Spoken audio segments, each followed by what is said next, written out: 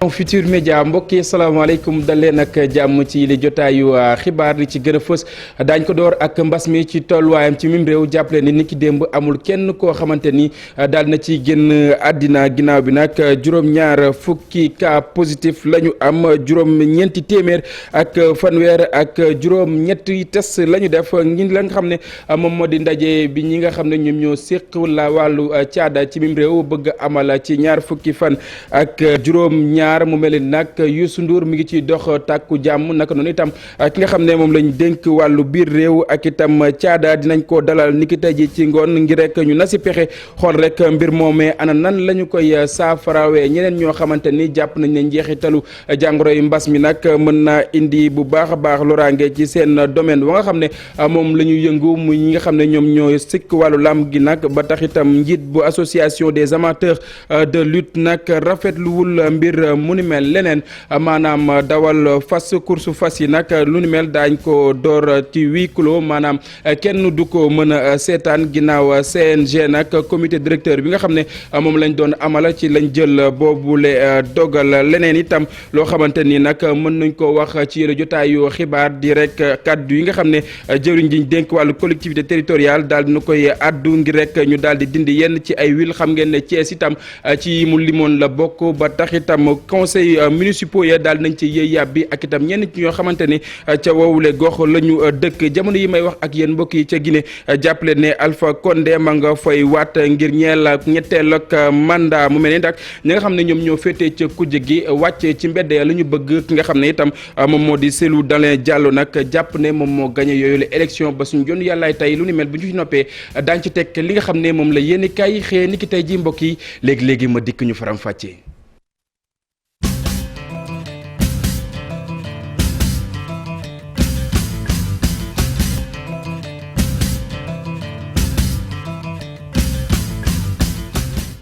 jërë ngeen jëf mbokk téléspectateur yu télévision Futurs Médias ñu nuyuwaat leen ci gën gi nuyu xibaar yi doore ko nañu ko junjee woon ca bopp ba ñeel jàngoroy mbas mi ci mim réew jàppale ne ni ki démb amul kenn koo xamante ni daal na ci génn àddina juróom-ñaar fukki cas positif la ñu am démb juróom-ñeenti téeméer ak fanweer ak juróom-ñetti test yi nga xam ne def nañu ko nag ñaar fukki cas contact la ñu am juróom fukki cas ci ñoom nag di ay cas communautaire ay doomi aadama yoo xamante ni am nañ jàngoro yi mbas mi te xamuñu fan lañu ko jëlee daañ ci dikk nu mu gën a yaatoo ndaje wi nga xam ne ñi ŋànk wàllu caada fii ci réew bu Sénégal bëgg nañ ko amal ci ñaar fukki fan ak juróom ñaar foofee nga xam ne moom moo di ca place bu l'Obélisque nag mu mel ni artiste bile di Youssou Ndour mi ngi ci dox tànku jàmm ngir rek ñu daal di amal ay saafara ci woowule dogal nga xam ne jëruñ ji dénk wàllu biir réew jëloon na ko ngir ay yenn ci ay barab yoo xamante ni dañ fay amal ay xew-xew caada naka noonu itam Youssou Ndour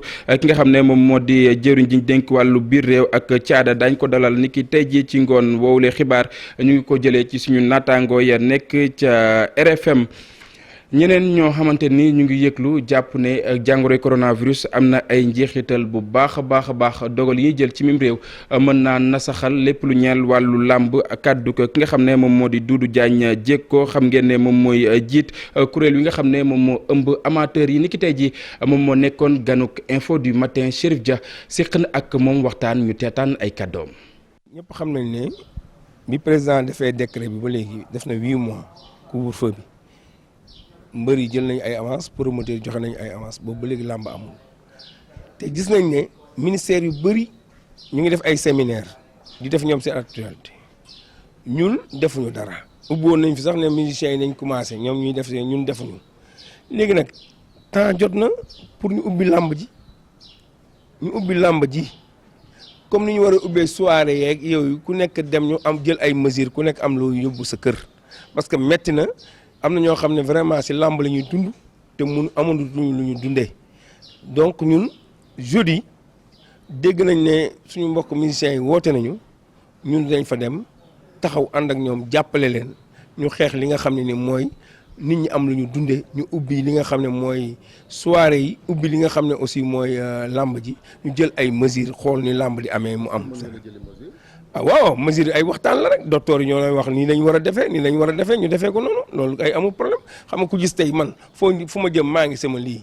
fu ma jëm maa ngi sama max bii loolu kay leer na ñun kay ñu def ko lii même bu dee ay appareil la ñuy jël ñu def ko ku dugg ku nekk balaa ngay dugg ñu teg la ko mu jàkk bërëb bi. ñoom ñooñee sax bëgg nañu gunge doxu ñaxtu wala boo ko ndaje wi nga xam ne ñi séq wàllu caada bëgg nañ ko amal ci ñaar fukki fan ak juróom-ñaar wi ñu nekk ci weer wi leneen itam loo xamante ni bëgg nañ ko amal di rawanteeg fas yi nag dañ ko amal ci huis clos maanaam kenn du ko mën a seetaan lu ni mel nag le CNG comité bi nag directeur bi daal di jàpp ginnaaw bi ñu amalee ab ndaje naka noonu itam Cheikh Tidiane Niang am na lu mu dénk Pafara Ñing ak Amadou Ba xam ngeen ne moom mooy njiit la. war a ubbi saison bi dañuy kii tey moo doon suñu réunion bi nga xam ne mooy dernière réunion pour préparer journée bi du 20 mais le CNG a pris toutes les dispositions pour wax dëgg yàlla course bi ñu ubbi ko le 20 pour arranger propriétaires yi ak surtout borom fas yi nga xam ne ñoo gérer seen écurie yi ak entraîneurs yi jockeys yi nga xam ne si lii lañu yaakaar ñun CNG nañ disposition par rapport à ce nu ñu jot de la LONASE pour essayer ubbi saison bi le plus tôt possible pour les accompagner. waaw waxtaan nañu ak autorités yi lañ war a waxtaan ak ñoom lépp lu ñu mën ñu ngi koy def parce que bu doon seen sago lii sax du am waaye nag comme lu problème la bu dal àddina bi yëpp ñu ngi seet comme par rapport à nos confrères qui sont en France ñoom am nañu ay courses comme ñun ñu ngay dawal mais huis clos la ñuy def moo tax ñun jël décision dawal à huis clos hippodrome ba benn amateur du fa dugg dañ koy fermer hermétiquement. borom fas yi ñëw indi seen fas dugg ci biir compétir bu ñu paree CNG bi fay leen li nga xam ne moom lañ en droit. décret bi ñu jël nag mu soxal wàllu àpp congé yi ak itam vacances ñu jël nag ci lu soxal wàllu njàng meek njàngale mi atum 2020-2021 ca diwaan bu Sédhiou ñi nga xam ne ñoom ñoo ŋànk woowule wàll nag ñu ngi koy rafetlu bu baax a baax te itam di xamle loolee nag lu baax la Bakary Konté ak Xaali Jàmme séq nañ ak ñoom waxtaan.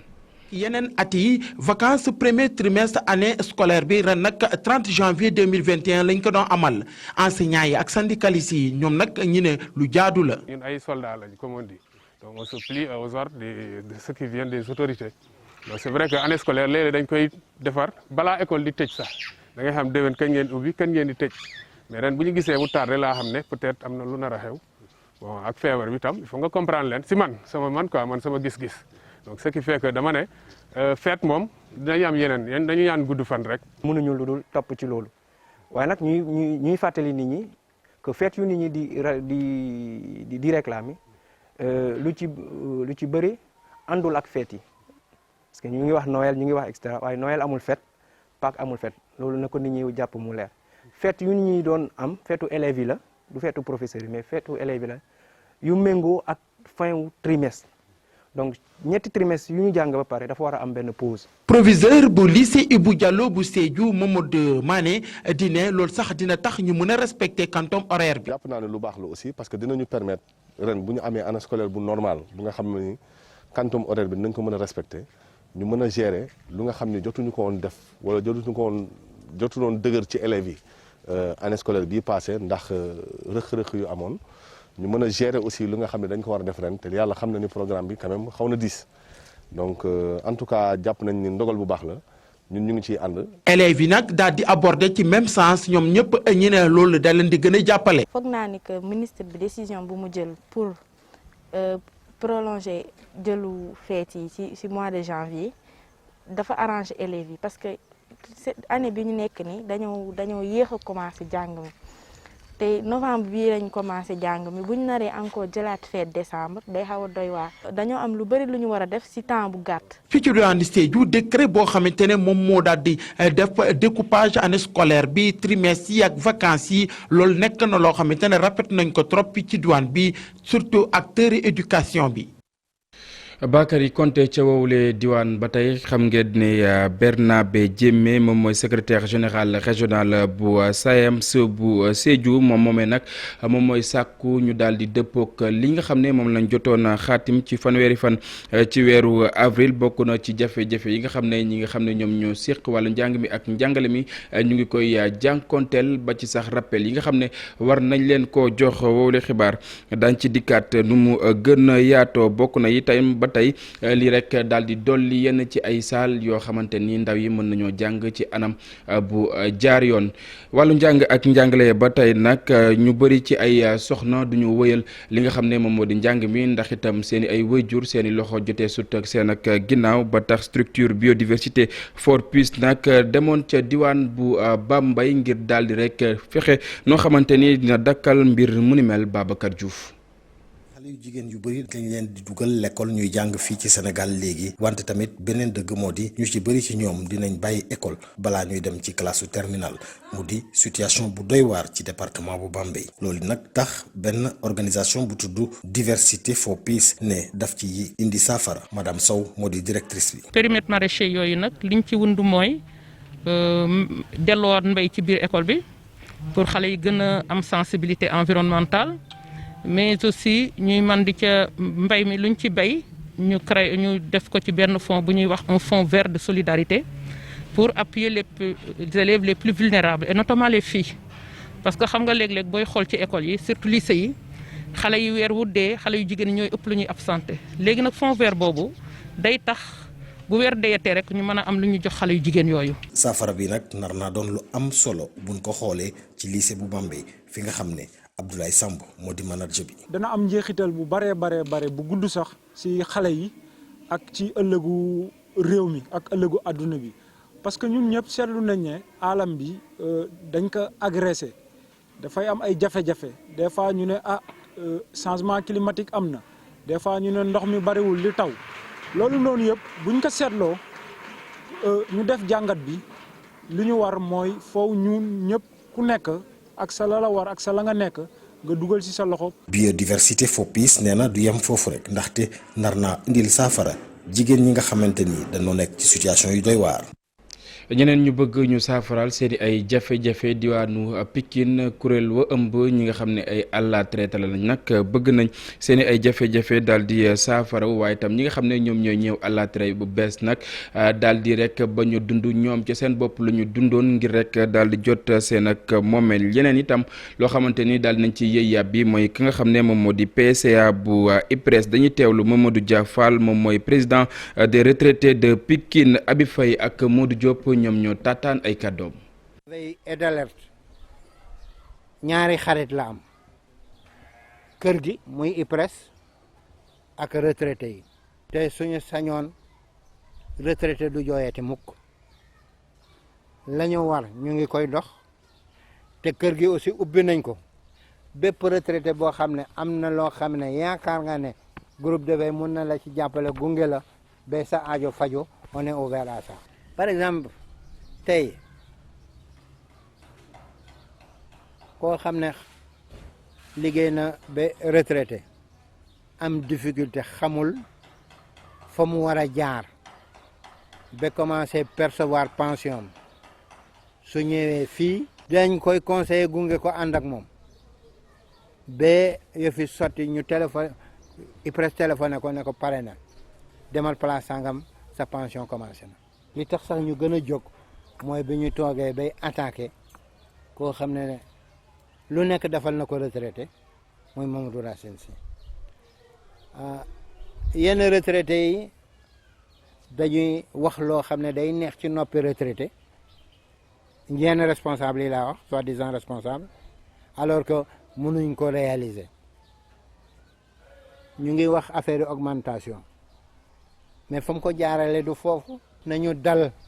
gëm li fi ne.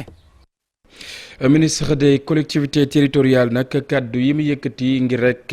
li nga xam ne moom moo di ville yi ñu daal di koy dindi département daal di koy wutu mu mel ni nag Thiès bokk na cay jotoon lim ba tax itam ñenn ci ay conseils municipaux ya fa nekk ak itam ña fa dëkk yéen a njàbbi ci mbir mu ni mel ñu teewlu la ñu jot a wax ak Cheikh Anta Diop. dañ koo xalaat rek waaye nag door na di jur coow fii ci diwaanu Thiès ci maire bi ñu daje ak ay conseillers municipaux ak ay citoyens ku ci nekk joxe ci xalaatam. bu fekkee ne dañ naan ñoom dañu supprimer ville créer département man dama xamul incohérence d'idée boobu ñoom fan lañ ko war a mën a jëlee. c'est comme si ministre de l'intérieur bu waxoon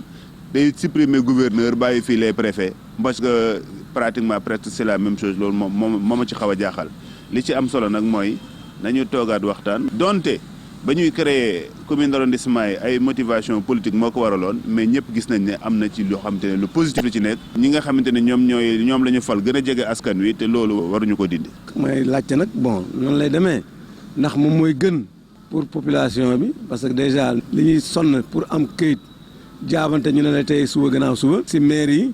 donc ndax dinañ indi lu gën loolu. Cheikh Sadibou Diop mi nga xamante ne moom ab fonctionnaire la ñu dajeek moom nee na nag lii bu ñu ko defee askan wi ni daan jege maire yi di mën a lijjanti dina metti lool dis ci ñoom. dafa meloon ni man ci li ma comprendre gouvernement bi dafa bëgg a jege population yi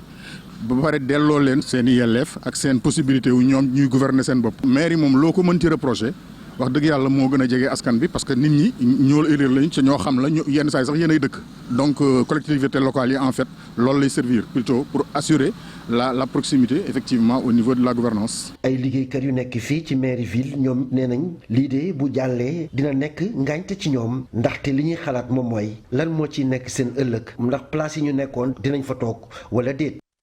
lu taw taxam jarta yàkkamti Cheikh Anta bu ñu jugee Thiès ñu wutali fa nga xam ne moom moo di ca Kaolack yenn ci ay xàll nag mu mel ni salte waa ngi fay jaaba jonge ba tax itam mairie ba lu ni mel la bëgg mu dakk daal dinay tàmbali ab liggéey daal di ficc lu tolloog juróom fukki million ci suñu ay koppar Ibrahima Diame Fally Gueye. liggéey bi kon tontu la ci jafe-jafe yu bëri yi nga xamante ni dawalkatu oto yeeg charretier yi wala taximan yeeg commerçant yi jànkonteel ci mbedd yi nga xamante ni daanaka xolu koom-koomu Kaolack fii la nekk njënd ak njaay mi bëri fii lool waaye nag anarchie beeg embouteillage yi mairie bi nag daal di signé convention ak waa FERA pour daal di jublu ci liggéey bi. mu nekk ñaari axe muy axe épicerie de France marché Guédj mu war a mesurer. lu mat ñaar téeméeri mètre ak ñeent fukk axe bi nag ñu ngi ko tuddee rue Cheikh Ahmed Tidiane Chérif beneen bi nekk rue Dalwa moom tamit mesuré lu war a mat juróom-benni téeméeri mètre ak juróom-benn fukk ak juróom. bokk na ci nag li tax ñu tànnagum ñaari axe yi le moo di gën a rafetal lii di bërëb yi xeex tamit ñàkkum kaaraange gi. loolu nag nekkoon mébétu autorité yi fi nekk naam. mais mu nekkoon soxla transporteur yi yàlla dogal nag tey mu nar a sotti am nañ ci yaakaar lool ndax ku dem bay lancer travaux boucler nga procédure entreprise baa ngi nii toog mais di gërëm bu baax ñi nga xam ne tamit tey ñoom ñëpp ñëw nañ teew muy délégué de marché yi nga xam ne tey ñu ngi fi ma gërëm bu baax ki nga xam ne tey moo fi jël kàddu léegi représenté transporteur di leen wax ne maire yi ñoom la fi nekkal toujours ñu ngi seet li nga xam ne buñ ko defee dinañu taxaw ci soxla askan bi loolu tey moo ñu fi indi ñu am yaakaar lool ci liggéey bi ñuy ñaan entreprise bi mu def tout ba respecter délai yi. ci xayma nag coût projet bi de dem na ci ñaari téeméeri million ak ñeent fukk ak juróom-ñaar ci sunu koppar durée liggéey bi nag estimé nañ ko mu war a toll ci juróom-benni weer. ñu ñëwaat fii ci Ndakaaru mu mel ni nag ca Nord Foire ne tout nag lépp lu ñeel wàllu mënd mi dina doon loo xamante ni dañu koy fàttaliku du samay kàddu ki nga xam ne di jëwriñ ji ñu dénk wàllu développement communautaire naka noonu itam muy joxoñ baaraamu tuuma yenn ci ay entreprise ndax itam liggéey wa nga xam ne ak yéextaange la ñu ci nemmeeku siq na ak waxtaan Pafara Ñing ak Pape Sangone Mbaye.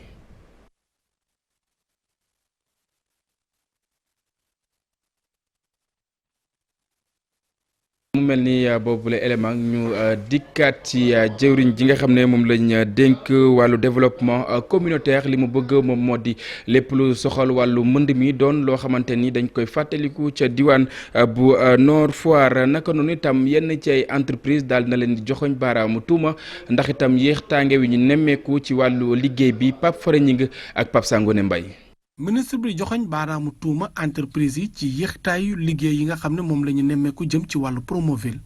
ci loolu sax moom mu ngi joxe diggé ne mbir yi dina gën a gaaw ndax nag ut nañ ñeneen ñoo xam ne ñoo koy yeggali. mais foofu lu ma bëgg a wax rek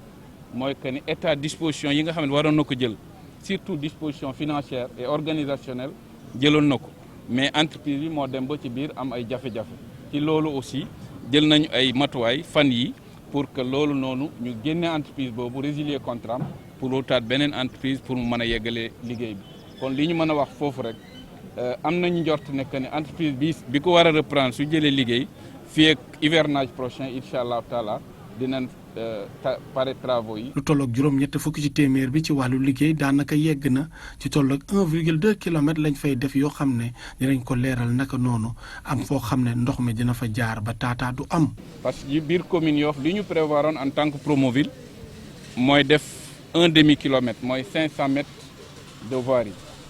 mais finalement dem nañu ba def 1 kilomètre 200 donc en matière d'objectif mën naa ne liñ fi doon séentu def nañ lu ko wees n'empêche nag am na yeneen yu des. projet bi tamit dina tax yenn quartier foofu ca Nord Foire mbënn ma daal leen dem sonal li nu mel dina fa jóge bu ñu sukkandikoo ci maire bu Yoff. ko am contenté en tant que maire parce que li ñu fi def doon na jafe lool ñun ñu jël ko ak suñu budget municipal muy liggéey bu ñu rafetlu parce que fi ñu taxaw nii bu ñu fi daan taxaw demeewuloon nii te vraiment danañu tax non seulement population yi gis seen cadre de vie ñu améliorer ko considérablement mais li ëpp solo tam ñu war ko seetlu mooy que ne buy taw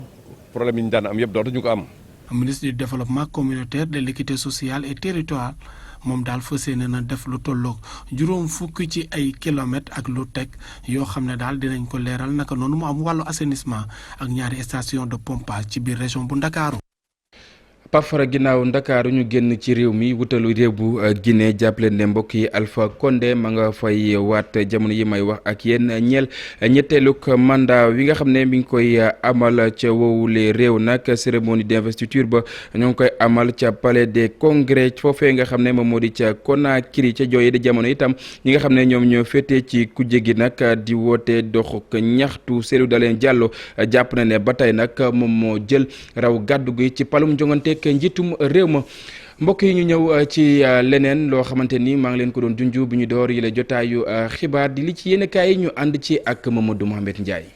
jëf diine ju yees jafeen ca Kolda l'Observateur xëy na ca jokk ubbil yéenekaay bi ca saare ngay ga ca Médina Yoro Foulah commune bu Buroko ca Kolda fala Alhassane Ba woote Mbàkke Ruuxu boole koog di tëggoo tur yonent moom Alhassane Ba mi sos Mbàkke Ruuxu moo di kan lan la fay def ak nan la koy defee lépp l'Observateur def na ko ci biir yéenekaay bi ba sax dolli ñu ci kaaba gu ñu fa samp La Tribune moom it xëy samp wax ci xëta mu njëkk ba dolli ñu ci ne ki njëkk sos diine ji Seydina Saliou Issa Ruuxu Laay la tudd moom ba mu faatoo ak léegi mat na 20 fukki at doomam ju ko wuutu moo ko fitaloon mu faatu ci xibaar yu Seneweb nangoo ci ko xam histoire bi xamal na leen ne li tax doom ji faat ko moo di dafa am jenn tabaski joo xam ne waa ji dafa jël doomam ju góor daal di koy tabaske geneen tabaski ñëw mu bëgg a jëlaat jeneen doomam ne da koy tabaske ca la doom ja dawee ci ëllëg sa mu dellu siwaat ak fetalam fetal bàyyam mu faatu mu donn ko ca boppu diine ja moom doom ji def loolee yéenekaay bi nee nañu Daawda la tudd journal La Tribune tegal ñu ci ne jamono ji moo wuutu bàyyam ca boppu diine ja di Mbàkke Ruuxu kii bëgg a ruux siiru Omar Gueye doyal na sëkk ci yéenekaay ñu xëyandool source wa nañu lam waxoon keroog moom ministre collectivité territoriale développement ak aménagement du territoire doon it porte-parole gouvernement bi ci ne juróomi wil yi ci réew mi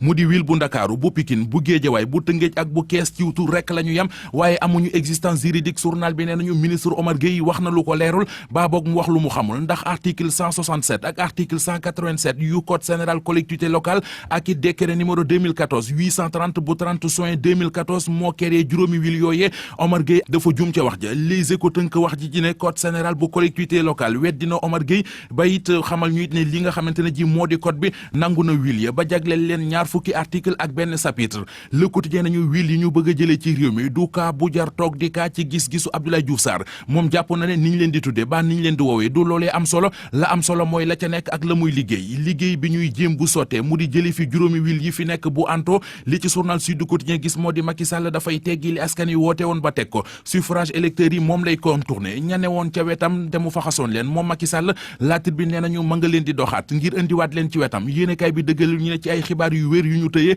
Macky Sall mi ngi ci tànki Aminata Touré ngir jëliwaat ko indiwaat ko ci wetam te it du ci loolee lekk rëy liggéey ndax ñi àndoon ak moom te amee ñëgg-ñëggi xool ñu naan leen les frustrés Macky Sall mi ngi seet nu mu leen peer njaaye ba dajalewaat leen féewaloo gu rëy moom la Walf Quotidien gis ci Parti démocratique Sénégal ci jamono ji ñuy placé seeni carte ngir jekkalaat seenub toogaay ca département bu Pikine Walf nee nañu fa la ñol-ñol ji ëppee fa la giita ngaas gi ëppee ndax foofee kilifay parti bi ku ca nekk ci ñoom yaa ngi ci guerre bu rëy ngir mën a positionné wu militant yu parti démocratique Sénégal ya ca Dalifort ak ca Pikine Ouest ñoo doon wane seen bopp keroog bi nga xamante ne ji commission supervision vente carte yi dem na fa ñu dem ci la Sénégal ànd ak moom dem ba diwaanu Matam yéenekaay bi nee nañu am na ñaari nit yu fa faatu yoo xam ne coronavirus bi moo leen faat li leen gën a faat nag moo di ñàkkum respirateur artificiel l'observateur moom xëy lu concret ci woppi coronavirus ji ab enquête di gëstu bu yaatu la def ci limub ñi Covid 19 bi di faat ci réew mi ci service réanimation yi maanaam ci Sowétas artistes yi ci réew mi ñoo ngi seet nu ñu mën a sauver seen métier ci jamonoy coronavirus bi les éco nañu ànduñu ci dogal bi nga xam ne kilifay réew mi jël nañu ko te mu jëm ci tëj salle spectacle yi ak boîte de nuit yi tere nañu Dakar by night artistes yi ne duñu ko dégg ba tax ñu bëgg a wàcc ci mbedd yi yéenekaay bi nañu lu mat fukki organisation culturelle ak ñeent ñoo ngi waajal ab toogaanu ñaxtu alxames ji di ñëw dëggati dib artiste ne ñu ci xët mu njëkku les éco sama moromi artistes yi nga xam ne am nañu oto maa ngi leen di woo ngir ñu fekk si ma ñu jël suñuy wata def koy kalandoo teg ko ci tali bi di kalandoo ngir mën a daw dépense lu ko mooy rek lambaay dina ñaaw. jërëjëf Mamadou Mohamed Ndiaye cant ak ngërëm ñenn la Merry Beye Diouf taxaw na moom ak Mamadou Ndiaye ngir amal li ci internet bi Merry Beye maa ngi lay nuyu. maa ngi lay fay di la ziar. tey lan ngeen fas yéene waxtaanee. tey nag ñu ngi fas yéene waxtaanee mbirum internet mais aussi dinañ ñëw ci li nga xamante ne moo di changement de numéro yi ci WhatsApp yi ban incidence lay daal di am ci groupe yi mais entre autres choses lay nekk. jërëjëf kon dig daje léegi ak mbokk téléspectateur yu télévision Futur Média ñun itam ñu jaare fi yëkkati wile jotaayu xibaar dig daje bi ngoon ak rédaction bu télévision Futur Média incha allah mbokk yi kenn dal ak jàmm jërë ngeen jëf.